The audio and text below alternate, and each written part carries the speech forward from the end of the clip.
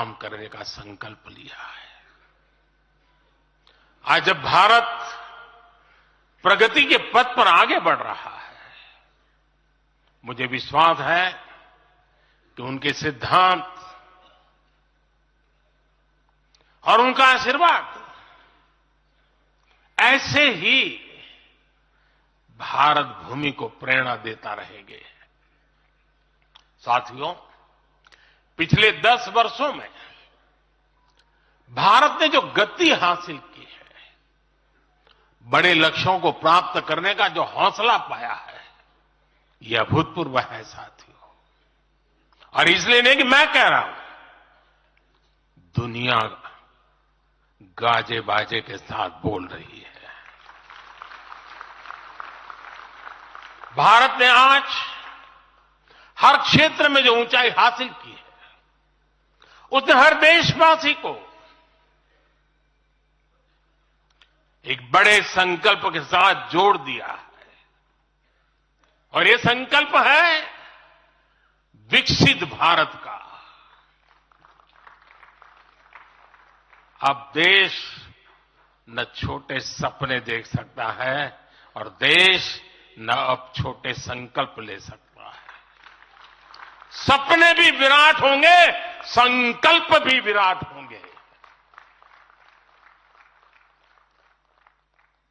और ये हमारा सपना भी है, हम सबका संकल्प भी है कि हमें भारत को विकसित बनाना है। और इसमें अगले 5 वर्षों की बहुत बड़ी भूमिका होने जा रही है। अगले 5 साल में भारत को पहले से भी कई गुना तेजी से काम करना है। अगले 5 साल में हमें विकसित भारत की तरफ एक लंबी छलांग लगानी है। लेकिन भाई और बहनों, सारे लक्ष्यों की प्राप्ति के लिए पहली शर्त है सरकार में भाजपा की जोरदार वापसी।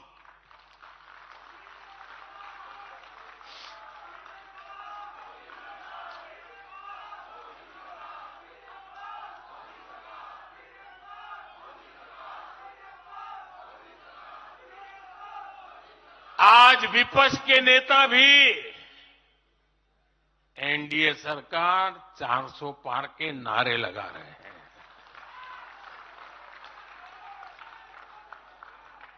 और एनडीए को 400 पार कराने के लिए भाजपा को 370 का माइलस्टोन पार करना ही होगा।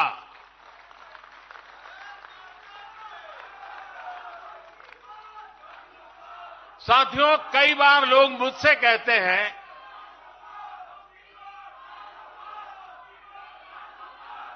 मुझे कहते रहते कि अरे मोदी जी, आपने इतना तो सब कुछ क्या कर लिया, जो बड़े बड़े संकल्प आपने लिए वो तो पूरे कर लिए, अब क्यों इतनी भागदौड़ करनी। साथियों, पूरा देश मानता है 10 साल का बेदाग कार्यकाल और 25 करोड़ लोगों को गरीबी से बाहर निकालना ये सामान्य उपलब्धि नहीं है। पूरा देश मानता है हमने देश को महाघोटालों और आतंकी हमलों के खौफ से मुक्ति दिलाई है। पूरा देश मानता है हमने गरीब और मिडिल क्लास का जीवन बेहतर करने का प्रयास किया है। लेकिन जो लोग सोचते हैं कि बहुत हो गया, ऐसा सोचने वालों को मैं एक पुरानी घटना जरूर बताना चाहूंगा। एक बार एक बहुत बड़े नेता मुझे मिले, मेरे प्रधानमंत्री पद के दूसरे कार्यकाल पे। बोले, मोदी जी, प्रधानमंत्री बनना बहुत बड़ी बात है। आप बन गए। आपने इतने दशकों का संगठन का भी काम कर लिया, मुख्यमंत्री के रूप में भी इतना लंबा समय रह चुके, प्रधानमंत्री में भी दोबारा आ गए। अब इतना काम पा लिया है, अब तो थोड़ा बैठो, आराम करो, बहुत कर लिया। ये उन्होंने मुझे कहा था। उनकी वो भावना राजनीति के पुराने अनुभवों से थी। लेकिन साथियों, हम राजनीति के लिए नहीं, राष्ट्र नीति के लिए निकले हैं। हम तो छत्रपति शिवाजी महाराज को मानने वाले लोग हैं। जब छत्रपति शिवाजी महाराज का राज्याभिषेक हुआ तो उन्होंने ये नहीं किया कि अब तो छत्रपति बन गए, सत्ता मिल गई तो चलो उसका आनंद लो। उन्होंने अपना मिशन जारी रखा। ऐसे ही उनसे प्रेरणा लेकर के मैं अपने सुख वैभव के लिए जीने वाला व्यक्ति नहीं हूं। मैं बीजेपी सरकार का तीसरा टर्म सत्ता भोग के लिए नहीं मांग रहा हूं। मैं राष्ट्र का संकल्प लेकर निकला हुआ व्यक्ति हूं। अगर मैं अपने घर की ही चिंता करता तो आज करोड़ों गरीबों के घर नहीं बना पाता। मैं देश के करोड़ों बच्चों के भविष्य के लिए जीता हूं, जागता हूं, जूझता रहता हूं। देश के करोड़ों युवाओं, करोड़ों बहनों बेटियों, करोड़ों गरीबों का सपना ही मोदी का संकल्प है।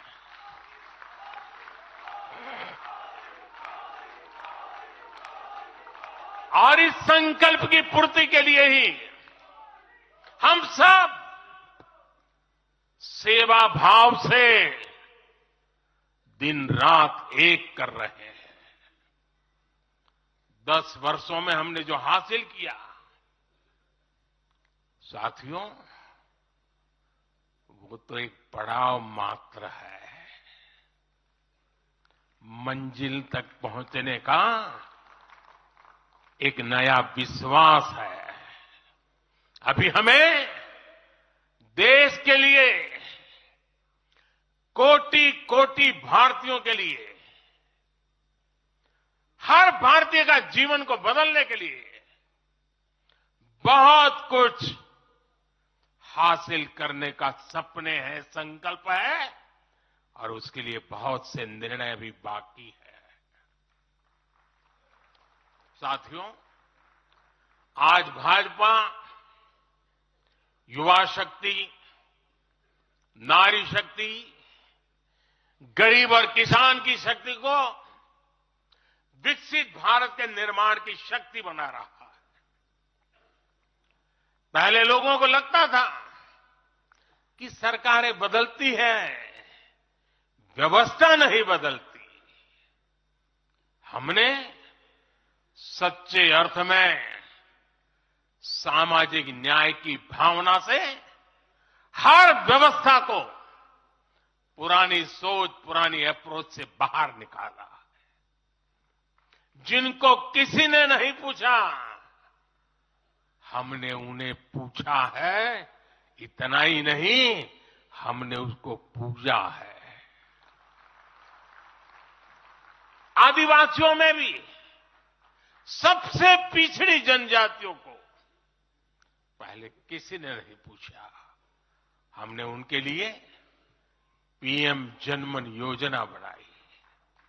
लाखों विश्वकर्मा परिवारों को किसी ने नहीं पूछा, हमने उनके लिए पीएम विश्वकर्मा योजना बनाई।